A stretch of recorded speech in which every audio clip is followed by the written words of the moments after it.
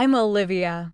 Growing up, the contrast between me and my identical twin Sophia was striking.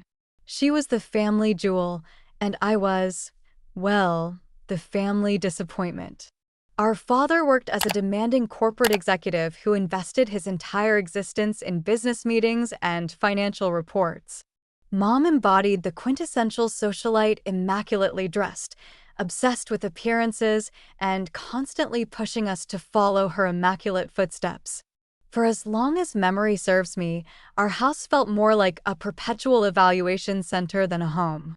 My parents constructed this image of the flawless family, and it certainly didn't include a daughter who preferred vintage rock shirts and kept to herself. Olivia, why can't you be more like your sister? Mom would question with exasperation, typically when I appeared at breakfast with earbuds firmly in place, attempting to create a barrier between myself and their expectations. Sophia, meanwhile, basked in their validation like a plant soaking up sunlight. I don't understand why it's so challenging for you to wear something presentable and smile more often, she'd remark, flipping her impeccable hair with practiced precision. We might have shared identical DNA, but we inhabited entirely different universes. One evening, our family prepared for another of Dad's tedious corporate galas that we were required to attend. I decided to rebel in the smallest possible way, applying my darkest eyeliner and wearing combat boots that definitely violated the unspoken dress code. You're not seriously going out dressed like that, are you? Mom inquired when she spotted me descending the stairs, her gaze fixed on my footwear as though they were contaminated. I shrugged noncommittally. Why not? She released one of those prolonged sighs that always made me feel like I was shattering her perfect world. Please, Olivia, just this once, couldn't you try to blend in?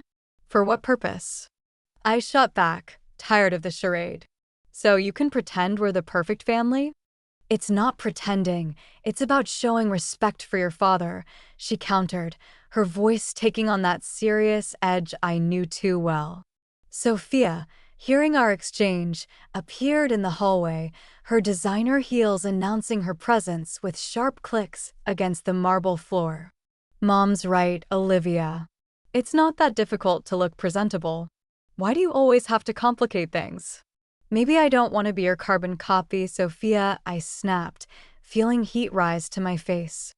I despised these confrontations, hated being measured against her, hated feeling like an outsider in my own home. Dad materialized at the foot of the staircase, his brows knitted together in disapproval, his voice firm and non-negotiable. Olivia, go change immediately. We're departing in 20 minutes. There was no room for debate. He didn't need to raise his voice. The disappointment etched across his face was sufficient to make me turn around and retreat to my bedroom. I swapped my boots for plain flats and removed half my eyeliner.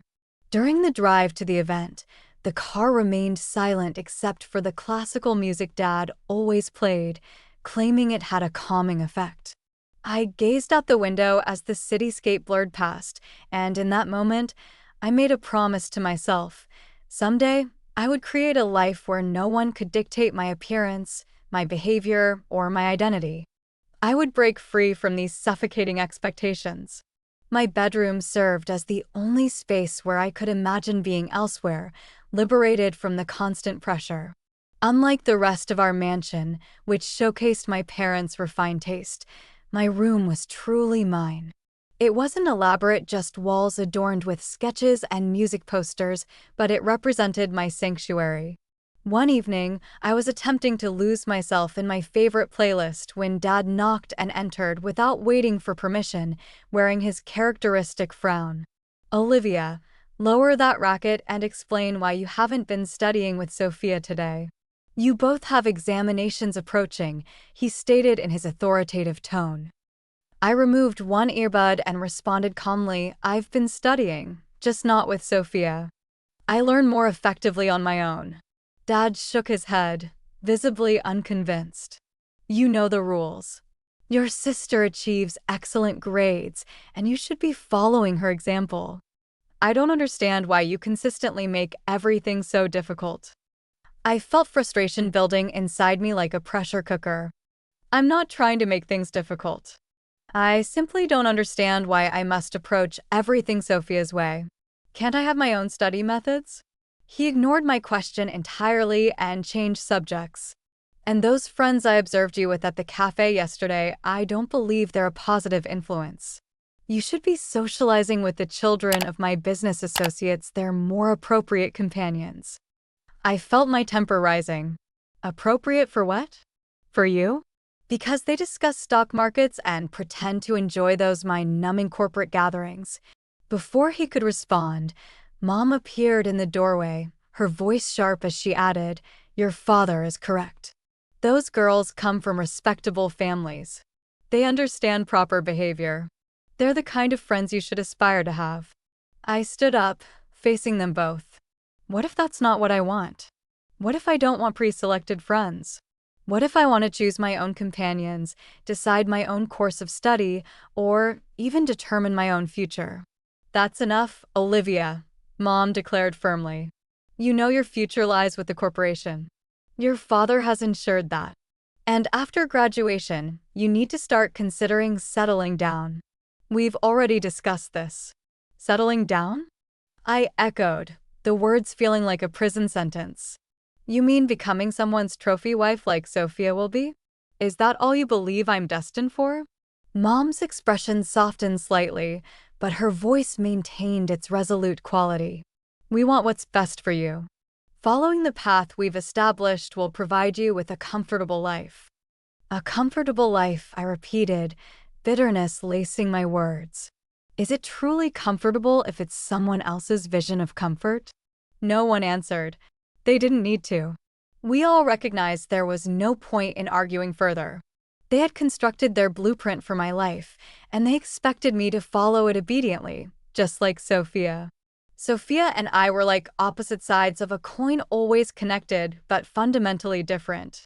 At the prestigious business school where Dad held significant influence, our differences became even more pronounced.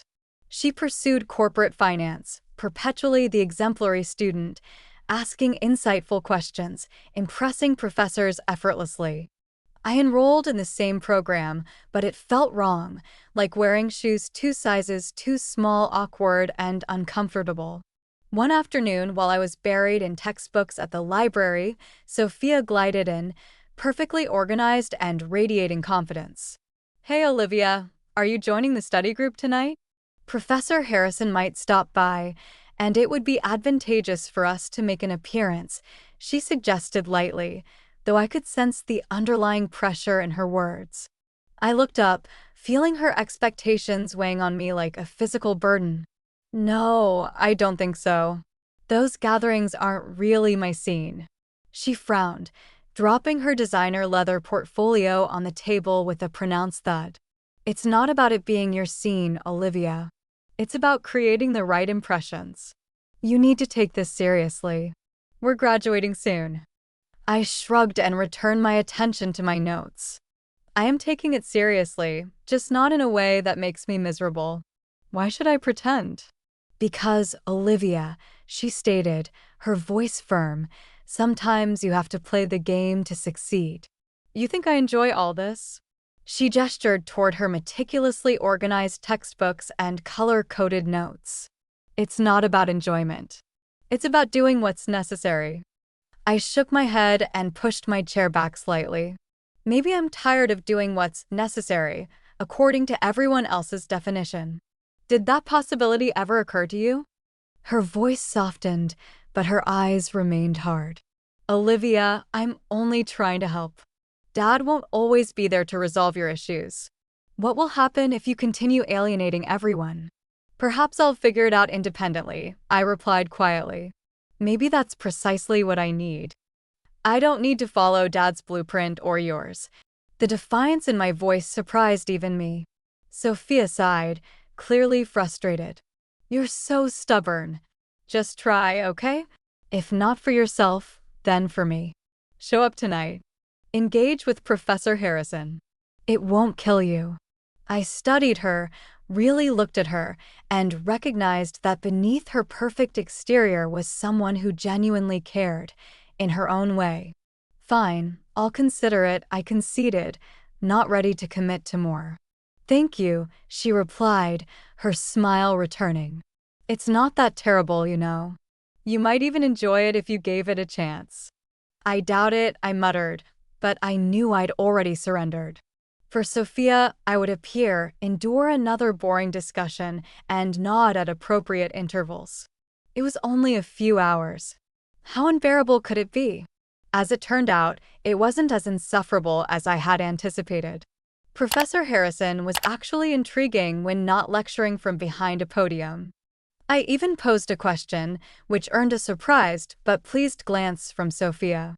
Later, as we walked back to our shared apartment, Sophia nudged me playfully. See? Not so dreadful after all, right? That brief harmony between us didn't last long. In our final year, Sophia introduced us to her fiancé, a venture capitalist 13 years her senior, well-established, and exactly what our parents had always envisioned for her. Mom and Dad were ecstatic, praising Sophia for securing such an advantageous match. Then they turned their expectant gaze toward me. Now, Olivia, it's your turn to find someone suitable, Dad remarked one evening during dinner, his tone making it abundantly clear that my time was running short. Mom nodded eagerly, already planning my future as if it were another of her meticulously organized charity projects. Think about your future, dear. Someone who can provide for you, who maintains a respectable position. I stared down at my plate, feeling the pressure intensify like a vice around my chest. Sophia's wedding was a flawless display of Mom's vision, everything meticulously arranged, from the bridesmaids' dresses to the floral arrangements, all showcasing our family's prestige and connections. After the wedding, Mom frequently visited Sophia, offering guidance and ensuring her life progressed according to the predetermined roadmap. Observing this dynamic, I became certain of one thing. I refused to allow my life to be molded by someone else's hands. One day, I was walking down a busy downtown street, lost in contemplation of how to escape the future my parents had blueprinted for me. That's when I heard the robust purr of a motorcycle engine. Curiosity drew me toward the sound, and there he was, Marcus, with his worn leather jacket and carefree smile, pulling up beside me. You look like you could use an adventure, he called out over the rumble of his engine, a playful sparkle in his eyes. I hesitated, glancing back toward the direction of home, then at his outstretched hand. What did I have to lose? Absolutely. Why not? I replied, my voice a mixture of nervousness and exhilaration as I climbed onto the back of his motorcycle. A surge of adrenaline coursed through me. The wind whipped through my hair, and for the first time in ages, I laughed genuinely, a real, uninhibited laugh that came from somewhere deep inside me. Marcus shouted something about showing me his world, and I held on tighter, not wanting the moment to dissolve into memory. We stopped at a roadside diner frequented by bikers. Over burgers and fries, Marcus told me about his profession as a motorcycle mechanic, his passion for customizing bikes, and his love for the open road. It was dramatically different from anything in my experience, raw and authentic.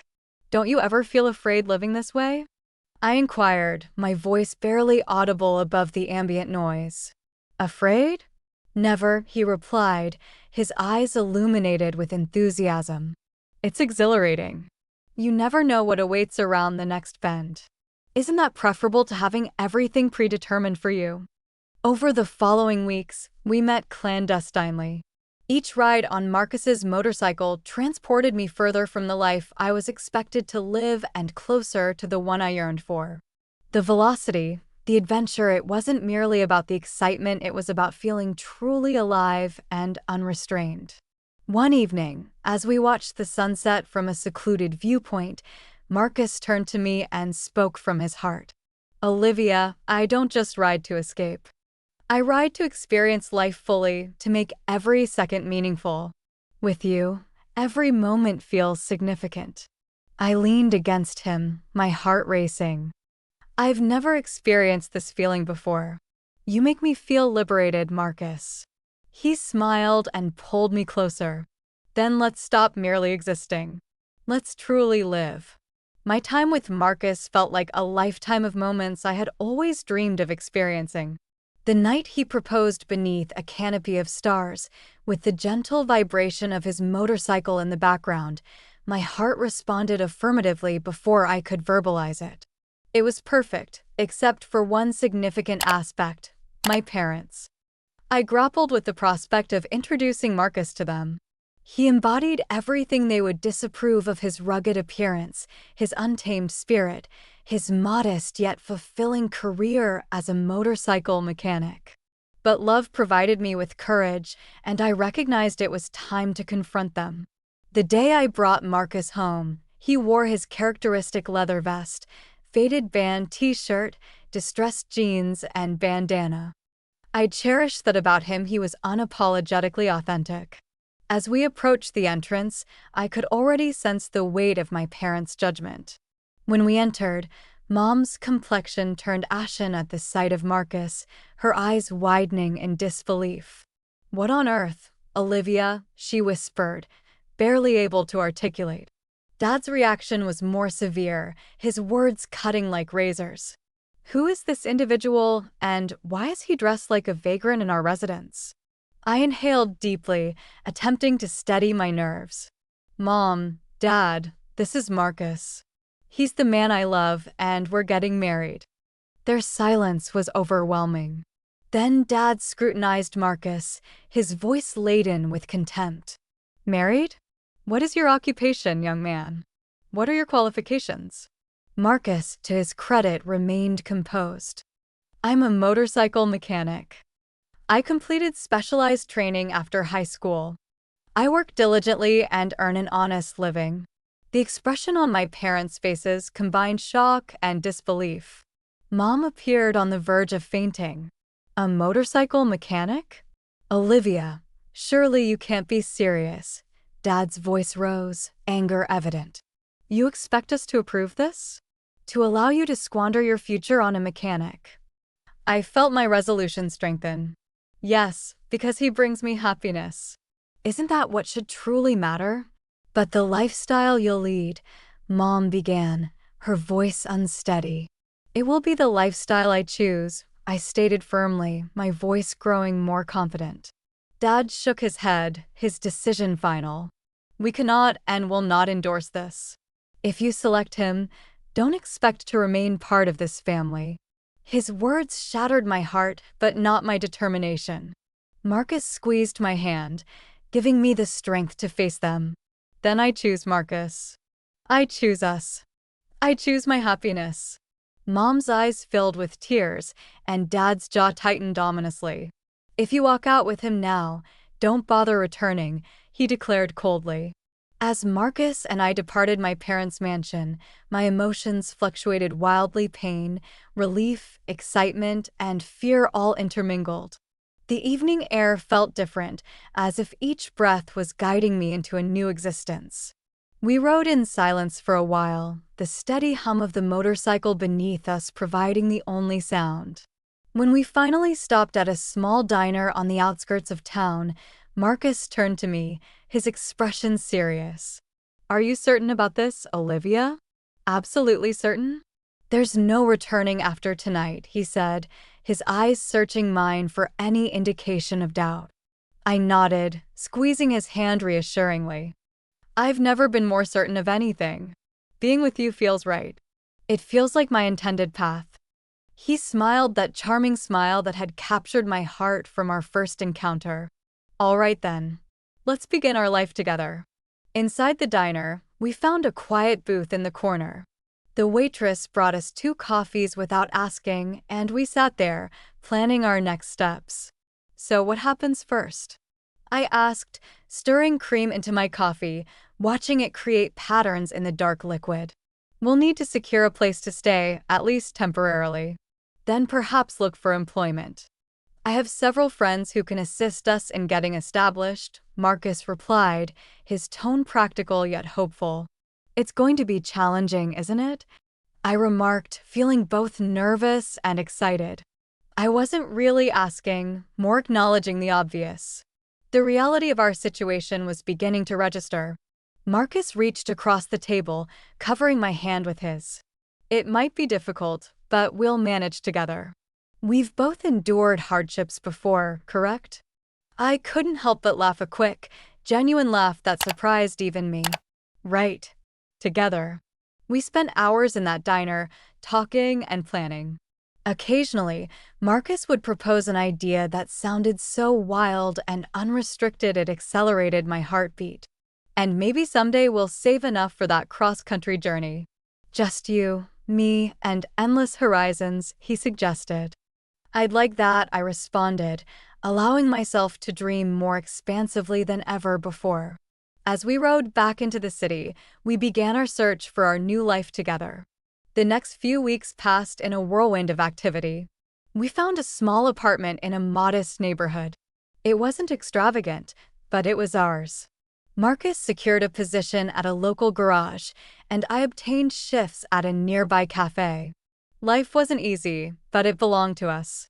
We made it function with our limited resources, and every night, returning home to each other felt like we possessed everything necessary.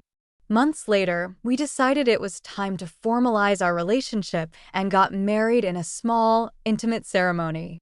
I retained a tiny hope that my family would attend, that they would witness my happiness and release their prejudices. But the seats reserved for them remained vacant, and no congratulatory messages arrived. Despite the pain of their absence, the day was perfect because it was authentically ours. Over time, I developed a close relationship with Marcus's mother. She welcomed me with unrestrained warmth, calling me her daughter and helping to fill the void created by my family's rejection. Her kindness and affection healed some of the wounds my parents had inflicted. Our circumstances improved significantly after Marcus completed specialized training and became a certified underwater welder. His income increased dramatically to $450,000 annually, transforming our financial situation completely. We purchased a beautiful townhouse in an upscale neighborhood, the kind of residence I had always dreamed of, but never imagined I would actually inhabit. I began working as a coordinator at Marcus's company, and it didn't feel like merely a job. It felt like participation in something meaningful, supporting the man I loved and constructing our future together. On weekends, we would escape the city on his motorcycle, racing along winding roads and experiencing breathtaking vistas. Those moments, with the wind in my hair and Marcus's warmth behind me, represented pure joy. Living nearby, my mother-in-law became a frequent visitor. One afternoon, while Marcus was in the garage tinkering with his motorcycle and I was preparing coffee, she arrived looking somewhat troubled. "There's been some unfortunate news," she said. She sat down at the kitchen table and continued, something about an executive at a major corporation involved in a harassment scandal. My heart skipped a beat. "Did they mention who?" I asked, struggling to maintain a calm demeanor while dreading the answer. She shook her head. "No, they didn't specify a name on the radio broadcast, but you know how these situations unfold. It's probably featured prominently on television by now." Nodding, I turned on the television and tuned to a news channel. Sure enough, there was coverage of the scandal, and just as I feared, my father's face appeared on the screen. The news anchor described the accusations, and I felt a cold wave of shock wash over me. I turned off the TV and sat down, attempting to process everything. Marcus entered, wiping his hands on a cloth, and noticed my expression. "What's wrong, sweetheart?" he asked, concern evident. I swallowed hard, my voice barely audible. "It's my dad. He's been accused of harassing an employee." Marcus's expression hardened momentarily, but then he approached and took my hand. "I'm sorry, Olivia. That's difficult news. How do you want to handle it?" I shook my head, uncertain of my next steps. "I don't know. We're not even close anymore. What can I possibly do?" He squeezed my hand understandingly. "Whatever you need, I'm here for you. We don't have to determine everything immediately."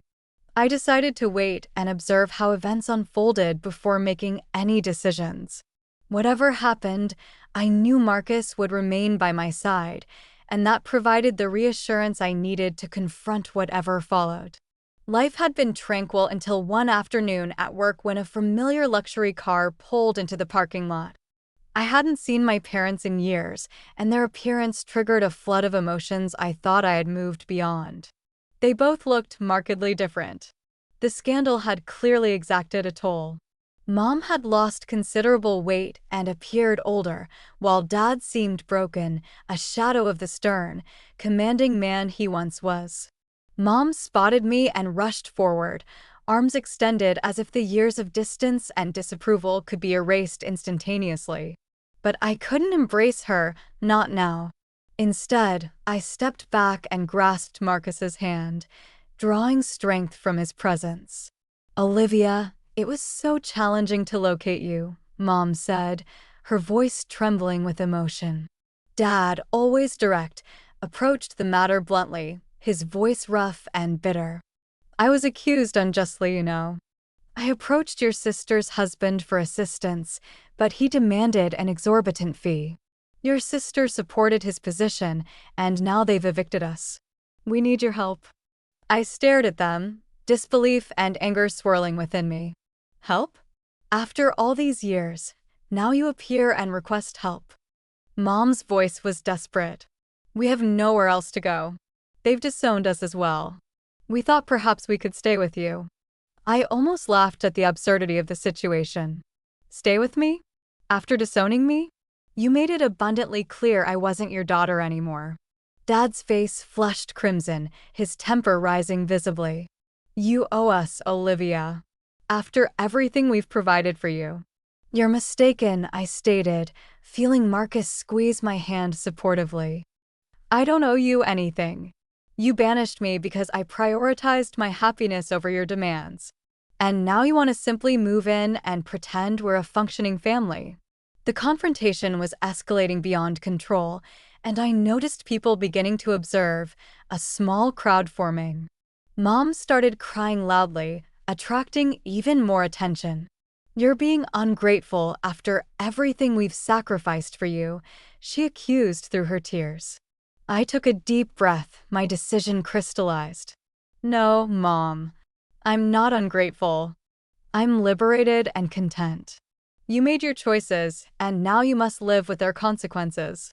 As we walked away, I heard Dad shouting angrily, but Marcus leaned over and quietly instructed the security team, "Don't permit them to return here."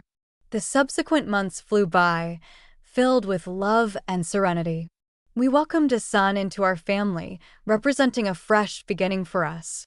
My parents never returned. That confrontation in the parking lot marked the last time I saw them.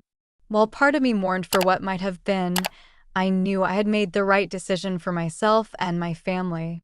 I had escaped my golden cage and found true freedom not in wealth or status, but in the courage to choose my own path and the joy of building a life based on love rather than expectations.